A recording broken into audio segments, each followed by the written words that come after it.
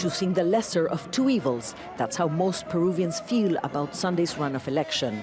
From the far right, Keiko Fujimori. Prosecutors accuse her of leading a criminal organization. And from the far left, Pedro Castillo, a primary school teacher and former union leader, surrounded by party extremists. Many Peruvians are in panic. They fear Castillo will return the country to the 70s, when a left-wing military dictatorship expropriated land from the rich to give to the poor, leaving farming in tatters. And they're afraid with Marxists in power, the Shining Path will make a comeback. 2 decades of armed conflict with the rebels left more than 60,000 dead and a traumatized country. Keiko Fujimori, daughter of jailed former President Alberto Fujimori, says she'll save the country from communism. I'm afraid of Castillo, communism and terrorism. I want to live in a free country.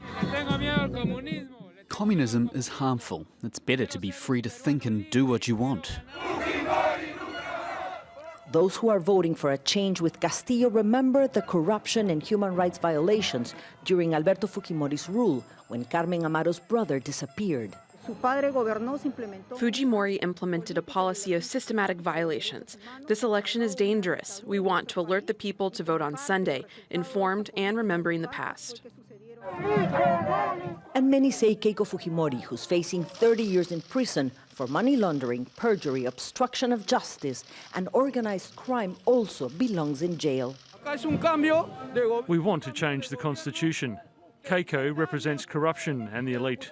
By recycling those delinquents, she's chosen a new government. Where is the change?